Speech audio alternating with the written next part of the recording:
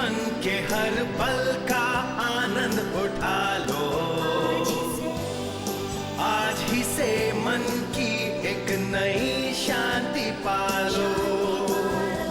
समय आ गया बदलने का, समय आ गया कुछ करने का। अब उठा लो आनंद प्रतिदिन के जीवन का। यशायाह 54:13 तेरे सब लड़के चेले होंगे, यहोवा के सिखलाए हुए और आज्ञा मानने वाले, और उनको बड़ी शांति मिलेगी और उसमें कभी बाधा नहीं पड़ेगी।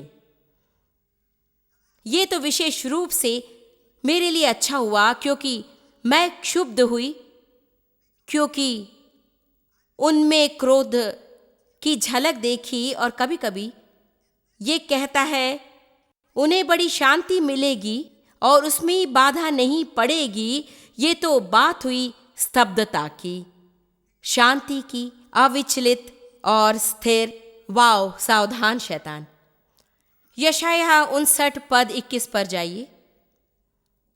और यहोवा ये कहता है, जो वाचा मैंने उनसे बांधी है वो ये कि मेरा आत्मा तुझ पर ठहरा है, और जो परमेश्वर की व्यवस्था भीतर हृदय पर लिखता है, और अपने वचन जो मैंने तेरे मुंह में डाले हैं। अब देखिए, अब से लेकर सर्वदा तक वे तेरे मुंह से और तेरे पुत्रों और पोतों के मुंह से भी कभी नहीं हटेंगे। अब वो कह रहा है कि न केवल हमारी आत्मिक वंश परंपरा सुरक्षित हो गई और परमेश्वर ने मुझे इन्हीं लोगों की सेवा करने दिया है, वहाँ उसके पास मेरे बच्चे हैं और अब उसने मेरे नाती पोतों को भी सम्मिलित कर लिया। प्रभु कह रहा है, यदि तुम सही चुनाव करते रहो, मैं तुम्हारे वंश को दया बांटूंगा 1000 पीढ़ियों तक।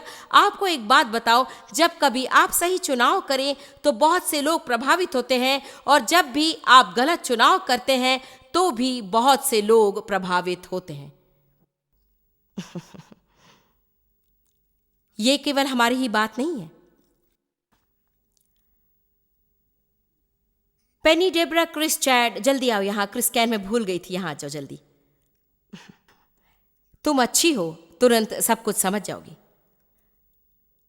हमारी केवल स्वाभाविक परंपरा ही नहीं, मेरे बच्चे यहाँ और बहुत से नाती पोते, और मैं उन्हें ऊपर ला सकती हूँ। आप में से अधिकांश सबसे मिल चुके और सदा उन्हें चित्रों में देखते हैं, मगर इन 4 को ही मैं जानती हूँ कि वे, मुझे एक माइक्रोफोन चाहिए। क्रिस, इन 4 को ही मैं जानती हूँ जिन्हें मेरी सेवकाई ने प्रभावित किया है। यहाँ हो पेनी, एकदम जल्दी। यहाँ पर तुम्हें 2 जुमले बोलने हैं। लोगों को जरा बताओ, कितने साल से मैं तुम्हें जानती हूँ? 20 से ज्यादा। सबसे ज्यादा मदद तुम्हें मुझसे कैसे मिली? सबसे ज्यादा मदद देने के क्षेत्र में मिली। मैं बिल्कुल कंजूस थी, अपने में ही खोई हुई। आपने मुझे देना सिखाया जब मैंने सोचा कि मेरे पास कुछ नहीं है। पहली चीज जो मैंने दी वो है मेरे हृदय की इच्छा को एक चढ़ाने की तशरीह पर रख दिया आपकी एक मीटिंग में। तब से मेरी आंखें खुल गई, इस पर नहीं कि क्या नहीं है, इस पर कि क्या है। धन्यवाद। डेब्रा, तुम बताओ कि भिन्न भिन्न रीतियों से तुम कैसे लोगों की मदद कर सकती हो। तुम्हारे जीवन पर मेरा क्या असर पड़ा? जब आपको पहली बार देखा तो मैंने सोचा कि इनके पास कुछ है जो मुझे चाहिए। मैं नहीं जानती थी कि वो क्या है। आप बराबर आती रही और मुझ पर प्रेम दिखा रही थी, और उसके बाद मेरे पति और मेरी शादी कराई। मैं अपने दोस्त के साथ रहती थी, आपने शादी कराई। मेरा सारा जीवन बदल चुका है। अब मैं उनकी पीए हूँ। मुझे प्रतीति नहीं मेरे होती, जैसी केशभूषण, इस जीवन का विश्वास नहीं होता। आपने मेरी दुनिया ही बदल दी। ड्रग्स बंद हो गए, पापे जीना बंद, पार्टियां बंद, हालेलुया। सब कुछ बदल गया। मेरा बेटा, इनके बिना संभव नहीं होता। वो 4 साल का था जब मैं इनसे मिली, अब वो 15 का है। 2 बार चर्च जाता है हफ्ते में। अब तो वो संपूर्ण रूप से बदल चुका है। ऐसा नहीं होता यदि ये सब नहीं हुआ होता, वो बिल्कुल अलग होता। धन्यवाद। मैं चाहती हूँ कि आप ध्यान दें, जब मैं ऑस्ट्रेलिया में थी, यही मैंने किसी से सुना कि बहुत प्रभावशाली है। उन्होंने कहा कि अगर आप एक व्यक्ति को मसीह को सौंप सकती हैं तो संभव है कि आप 1000 लोगों को भी मसीह को सौंप सकती हैं, क्योंकि जब आप एक को प्रभावित कर सकते हैं तो वे औरों को प्रभावित करते हैं, औरों को प्रभावित करते हैं, औरों को प्रभावित करते हैं। उसकी माँ प्रभावित हुई, उसकी बहन प्रभावित हुई, उसका बेटा प्रभावित हुआ। हमें ये समझना पड़ेगा कि हमारे चुनाव कितने महत्वपूर्ण हैं। आपको एक बात बताऊं, मुझे और भी बहुत कुछ करना है, अर्थात यदि परमेश्वर के पास हमारे लिए कुछ करने को नहीं होता तो वो हमें यहां से निकाल ले जाता। उसने हमें यहीं रख छोड़ा क्योंकि उसे जरूरत है। बाइबल कहती कि मसीह के हम राजदूत हैं, कि प्रभु अपना आवेदन हमारे माध्यम से कर रहा है, और ये बहुत बड़ी बात है। आपको एक बात बताऊं, आप संसार में किसी को बतलाइए कि आप मसीह हैं तो उनकी दृष्टि आप पर होगी। ये है क्रिस स्वयं एक सेविका है, और मैंने मैंने उससे कहा नहीं था कि मैं ऊपर बुलाऊंगी। मुझे आशा है कि मैंने तुम्हारी मदद की। बहुत बहुत मदद की है। आज से करीब 10 साल पहले किसी ने मुझे आपका एक टेप दिया था। उसमें एक महत्वपूर्ण बात थी, दुखी लोग दुखी करते हैं। मेरे लिए तो ये प्रकाशन जैसा था। मैं हाई स्कूल्स में सेमिनार चलाती थी, मगर वे मूल तत्व के पहली स्थिति के थे, इसलिए हमें यीशु की बात नहीं करने दिया जाता था। ये सेमिनार हमने दिए। उस समय हमारे स्टेट में लाखों लोगों तक इस संदेश को पहुंचाया। मुझ जैसे के लिए जो 12 साल के दरुयाहर की पृष्ठभूमि से आई थी, बात यूं हो गई कि मानो रोशनी चली गई, और अचानक मेरी समझ में आया कि जब मैं लोगों को मदद करने के बजाय दुखी कर रही थी, इन चंद शब्दों ने मुझे स्वतंत्र कर दिया और हजारों लोगों को सचमुच प्रभावित करने में मदद की। बस। धन्यवाद। इसे जरा वहां पर जी। रख दो। ठीक है, मैं इन लोगों को ऊपर इसलिए नहीं लाई कि आपसे कहूँ देखिए मैं कितनी भली हूँ और इन लोगों की मैं कैसे मदद कर रही हूँ। मैं केवल ये स्पष्ट करना चाहती हूँ कि मेरा यौन दुर्व्यवहार हुआ था बचपन में। परेशानी से भरा जीवन था। मदिरापान, बल प्रयोग, हर प्रकार के दुराचार से मेरी दुनिया भर गई थी। जिस पहले पुरुष ने मुझ में दिलचस्पी ली, मैंने उससे शादी कर ली। उसे मुझसे ज़्यादा समस्याएं थीं। घोर संकट में उस संबंध का अंत हुआ और भीषण समस्याएं सामने आईं। पीढ़ियों की रूढ़ियों से लड़ना पड़ा, और ये बहुत ही कठिन था। जिस आग की भट्टी से मैं निकल आई, आप समझ सकते हैं, कठिन से कठिन उन विपत्तियों से मुक्ति पाना साधारण बात नहीं। आपको दत्तचित होना पड़ता है, लगे रहना पड़ता है, भयानक आंधियों से जूझना पड़ता है, अकेलेपन के लिए तैयार होना पड़ेगा। एकमात्र आप ही होंगे। ये सचमुच मुश्किल है। प्रयास छोड़ देना, दिशा खो देना, बहुत ही कठिन बातें हैं। न केवल मैं व्यक्तिगत जीवन की उलझनों से छुटकारा पाने की कोशिश में थी, अब प्रभु ने मुझे सेवकाई में बुलाया। अब तक शैतान मुझ पर पीछे से चढ़ाई कर रहा था, अब वो सामने से चढ़ाई करने लगा, आगे बढ़ने से मुझे रोकने के लिए। 1976 में मैंने बपतिस्मा लिया। मैं अपने चर्च से निकाली गई और भी बहुत सी विपत्तियों से मैं गुजरी। एक बात जानते हैं, मैं बहुत ही डर जाती हूँ जब मैं सोचती हूँ कि मेरा क्या हाल होता, न सिर्फ मेरा मगर मेरे बच्चों का भी। मैं नहीं जानती कि आज वे क्या कर रहे होते, और मेरे नाती पोती। मैं वो रात भूल नहीं सकती, ऑफिस के फर्श पर लेटी हुई, फर्नीचर की टांगों को पकड़ी हुई थी। मैं परमेश्वर से भाग जाना चाहती थी और मैं चीख रही थी, प्रभु अब मुझसे नहीं होगा, ये बहुत कठिन है। मैं कुर्सी की टांग से चिपक कर कहती कि प्रभु मदद कर, मेरी मदद कर कि ना भागो, मदद कर, मदद कर। पीड़ा मेरे शरीर में बिजली की लहर जैसी दौड़ जाती। केवल अपनी चिंता ही सर्वोपरि थी। किसी से कहला भेजूं पति को कि वे हाइक पर जाए, क्योंकि मैं जो करना चाहती थी वही करने वाली हूँ। आमीन। जिन संघर्षों से मैं गुजरी हूं, उनका उद्देश्य था कि मैं आज्ञाकारी होना सीखूं, क्योंकि मेरी आत्मा में विद्रोह भरा हुआ था। मैं बताती हूं, सुनिए, मुझे खुशी है कि मैंने त्यागा नहीं, दिशा मैं भूली नहीं।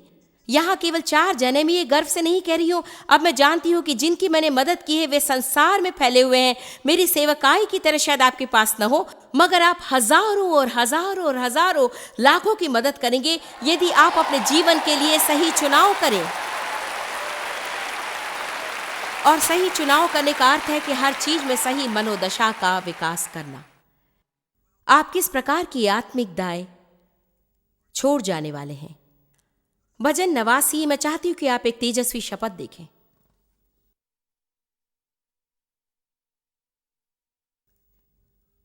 सब लोग कहिए, मेरे चुनाव का प्रभाव बहुतों पर पड़ता है। फिर से कहिए जैसे सच्ची बात कहेंगे।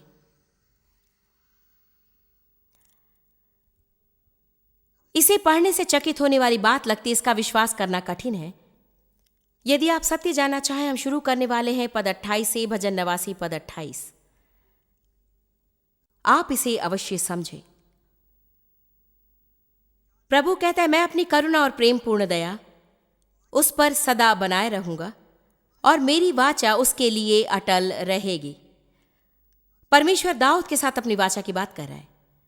मैं उसके वंश को सदा बनाए रखूंगा और उसकी राजगद्दी स्वयं के समान सर्वदा बनी रहेगी। यदि उसके वंश के लोग मेरी व्यवस्था को छोड़े और मेरे नियमों के अनुसार न चले, अर्थात यदि दाऊद की संतति मेरी व्यवस्था छोड़ दे और मेरे नियमों के अनुसार न चले, तो मैं उनसे कैसे निपटूंगा? यदि वे मेरी विधियों का उल्लंघन करें और मेरी आज्ञाओं को न माने, तो मैं उनके अपराध का दंड सोंटे से और उनके अधर्म का दंड कोड़ों से दूंगा, परंतु मैं अपनी करुणा उस पर से न हटाऊंगा और न सच्चाई त्याग कर झूठा ठहरूंगा। न झूठ बोलूंगा, न उसके लिए झूठा बनूंगा। मैं अपनी वाचा न तोड़ूंगा और जो मेरे मुंह से निकल चुका है उसे न बदलूंगा। एक बार मैं अपनी पवित्रता की शपथ खा चुका हूं। मैं दाऊद को कभी धोखा नहीं दूंगा। उसका वंश सर्वदा रहेगा और उसकी राजगद्दी सूर्य की नाई मेरे सम्मुख ठहरी रहेगी। वो कह रहा है, ठीक है, देखिए, यदि मुझे कोई सेवक मिले और सेवा करे, मैं केवल चर्च जाने की बात नहीं कर रहा हूं। आप में से कितने जानते, केवल चर्च जाना और मौलिक मसीही बनना भिन्न भिन्न बातें हैं। मेरा एक नया लगाव है। मेरे ख्याल से बहुत से लोगों का चर्च के साथ रिश्ता है, उनका परमेश्वर से रिश्ता नहीं। आप फिर से जन्मे हैं, मैं चर्च जाता हूं। मैं दिन भर गराज में बैठा रह सकता हूं, इससे मैं कार तो नहीं बन जाता। आमीन। सच्ची बात है कि बहुत से लोगों का चर्च के साथ रिश्ता है, परंतु उनका यीशु के साथ कोई रिश्ता नहीं। वे बता सकते कि उनके चर्च में क्या चल रहा है, मगर वे यीशु के बारे में कुछ भी बता नहीं सकते। वे उसके धर्मी होने के बारे में नहीं जानते, उसकी वाचा नहीं जानते, उसकी करुणा नहीं जानते, उसके प्रेम को नहीं जानते। वो यहां कह रहे हैं, अगर मुझे कोई मिल जाए जो मेरे साथ वाचा बांधेगा। कम ऑन, मेरी बात ध्यान से सुनिए। यदि मुझे कोई मिल जाए जो मेरे साथ वाचा बांधेगा, जो मेरी आज्ञाओं को मानेगा, जो मूल्य चुकाएगा, जो फर्नीचर की टांगों को पकड़े रहेगा यदि विवश हो जाए, जिसे अकेलापन भाएगा बजाय इसके कि पापियों के झुंड के पीछे चले। अगर मुझे सही कर्म करने वाला मिल जाए, मैं अभी बता रहा हूं कि जब उनके बच्चे होंगे, अगर वे पाप करें, मैं उनसे निपटूंगा, मैं उन्हें सुधारूंगा, उन्हें अछूता नहीं जाने दूंगा। मगर मैं उनसे उस तरह नहीं निपटूंगा जिस तरह मैं किसी के बच्चों से निपटूंगा जो पाप की पृष्ठभूमि से आए हैं, क्योंकि मैं करुणा की वाचा ना तोड़ूंगा जो मैंने तुम्हारे साथ बांधी है 1000 पीढ़ियों तक। इसका अर्थ ये नहीं हुआ कि आपके बच्चे पाप करके अछूते निकल जाएंगे और प्रभु उनसे नहीं निपटेगा। आपको एक बात बताऊं, आपके यदि मसीही माता पिता हो जिन्होंने आपको कुछ सिखाया हो, तो आपको नीचे झुककर उनके पैरों को चूमना चाहिए, क्योंकि आप नहीं जानते आप कैसे कष्टों से बच गए हैं। एक आदमी ने कहा कि वो पिन्तेकुस्त प्रचारकों की 4 पीढ़ियों के परिवार से आया है। उसकी एक बात से मुझे गुदगुदी हुई। उसने कहा, मैंने कोशिश की पर पाप नहीं कर सका। उसने कहा, मैं एक अच्छा सा पाप बना नहीं पाया, क्योंकि मैंने जो भी किया किसी ने देख लिया और मां से कह दिया। मुझे परवाह नहीं मैंने क्या किया, जो सब किया करते हैं वो करके निकल जाते हैं, मगर मैं नहीं निकल पाया, क्योंकि मेरी माँ सदा प्रार्थना कर रही थी। मेरा जीवन शुरू होने से पहले ही मुरझा गया। मेरे लिए पापी बनने की कोई आशा नहीं थी, क्योंकि वो परमेश्वर की सेवा में थी और मैं उस करुणा की वाचा के साए में आ गई। आमीन। ठीक है, एक और यिर्मयाह 33।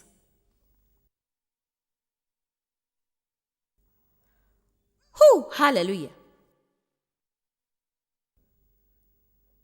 याद रखिए, जब आप कोई निर्णय लें, केवल अपने लिए ही निर्णय ना लें। उन सब के लिए लें जिनके साथ आप काम करते हैं। अपने सब रिश्तेदारों के लिए निर्णय लें, अपने बच्चों के लिए निर्णय लें, अपने सब मित्रों के लिए भी आप निर्णय लें।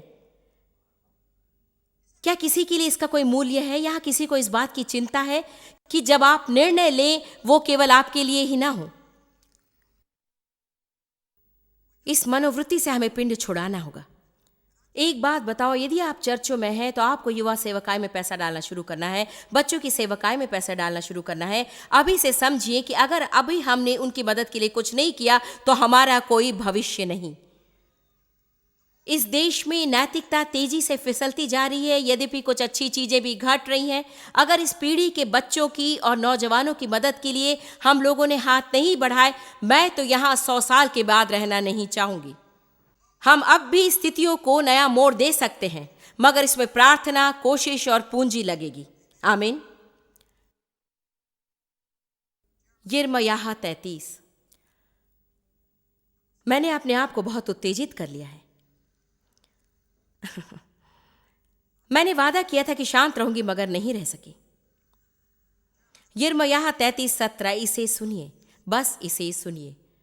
यहोवा यूं कहता है, दाऊद के कुल में इस्राएल के घराने की गद्दी पर विराजने वाले सदैव बने रहेंगे, और लेवीय याजकों के कुलों में प्रतिदिन मेरे लिए होम बलि चढ़ाने वाले और अन्न बलि जलाने वाले और मेल बलि चढ़ाने वाले सदैव बने रहेंगे।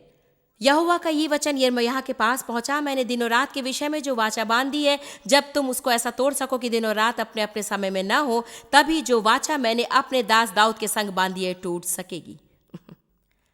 वो कह रहा है कि जो वाचा मैंने दाऊद के संग बांधी है, जो प्रतिज्ञा मैंने की है कि मैं उसे अपनी करुणा 1000 पीढ़ियों तक दर्शाता रहूंगा, क्योंकि मेरी सेवा करने का निर्णय इतना दृढ़ है कि उस वाचा को तोड़ने का एकमात्र मार्ग होगा यदि आप दिन और रात की वाचा को तोड़ सकें। तभी जो वाचा मैंने अपने दास दाऊद के संग बांध दिए टूट सकेगी कि तेरे वंश की गद्दी पर विराजने वाले सदैव बने रहेंगे, और मेरी वाचा मेरी सेवा टहल करने वाले लेवीय याजकों के संग बंधी रहेगी। जैसा आकाश की सेना की गिनती और समुद्र के बालू के किनकों का परिमाण नहीं हो सकता, उसी प्रकार मैं अपने दास दाऊद के वंश और अपने सेवक लेवियों को बढ़ाकर अनगिनत कर दूंगा। मैंने यहाँ एक निशान लगाकर लिख रखा है कि हमारा वंश वो है जिन्हें हम प्रभावित करते हैं, जिन्हें हम प्रभावित करते हैं। कह रहा है कि दाऊद जिन्हें सकारात्मक रूप से प्रभावित करेगा, यदि वो सही चुनाव करता रहे, वे इतने हैं कि जितने आसमान के सितारे या समुद्र के बालूकण, वो सकारात्मक रूप से इतने लोगों को प्रभावित करेगा कि आप गिनना शुरू भी नहीं कर सकेंगे नक्षत्रों को किसने गिना है। एक बात याद रखिए, दाऊद की मृत्यु के 23 साल के बाद सुलेमान कुछ बेवकूफियां कर रहा था, तो प्रभु ने कहा, दाऊद के संग मेरी वाचा के कारण मैं तुझे करुणा दूंगा। दाऊद की मृत्यु के 57 साल के बाद प्रभु ने उसके परपोते के परपोते के परपोते को करुणा दी, जबकि उसे मिटा देना चाहिए था। दाऊद की मृत्यु के 305 साल के बाद हिजकिय्याह पर दुश्मन चढ़ाना चाहते थे और हर नीति से उसे मिटा देना चाहिए था, किंतु प्रभु ने कहा, मैं तेरे लिए तेरी मदद नहीं करूंगा, परंतु अपने दास दाऊद के लिए करूंगा। दाऊद की याद में तेरी मदद करूंगा, उसके साथ अपनी वाचा के लिए। कमान परमेश्वर की स्तुति करें। हालेलुया।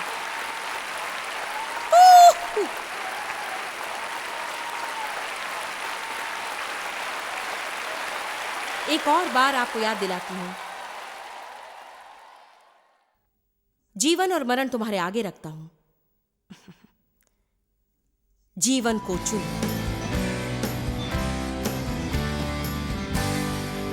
हमें सचमुच जरूरत है कि अगली पीढ़ी की चिंता करें। क्या आपने कभी गंभीरता से सोचा है कि आप रोज कैसा चुनाव करते हैं और कैसे आपके वंश में आने वाली पीढ़ी को या यहां तक कि आपके चारों लोगों की भविष्य की पीढ़ी को प्रभावित कर सकता है? ये बहुत महत्वपूर्ण है कि हम चुनाव की सामर्थ्य को जानें। एक बहुत महत्वपूर्ण निर्णय हम प्रतिदिन लेते हैं कि हम कैसे लोगों के साथ व्यवहार करेंगे। जैसा हम चाहते हैं हमें वैसा व्यवहार दूसरों के साथ करना है। प्रेम में चलें और जीवन और अपने बच्चों का भविष्य, अपने रिश्तेदारों का, सहकर्मी और पता नहीं कितने और लोगों का भविष्य आप बदलें। आप दूसरों के लिए उदाहरण हैं। आप जितना जानते हैं उससे भी अधिक आप हमारे लिए जॉइस मेयर मिनिस्ट्रीज एशिया में महत्वपूर्ण है। हम आपकी सराहना करते हैं। आप सौभाग्यों का धन्यवाद देते हैं कि इस संसार भर की सेवकाई को आप सफल कर रहे हैं। एक साथ हम भूखों को भोजन, गरीबों को कपड़े दे रहे हैं और पूरे संसार में सुसमाचार प्रचार कर रहे हैं। हमसे आज ही संपर्क करें या लॉग करें jmmindia.org। अपने प्रार्थना निवेदन भेजें, हमारे स्रोत के विषय जानें, जॉइस की सभाओं के विषय जानें, और जैसे हम पूरे संसार में मसीह के प्रेम को बांटते हैं तो आप हमारे साथ सहभागी हो जाएं।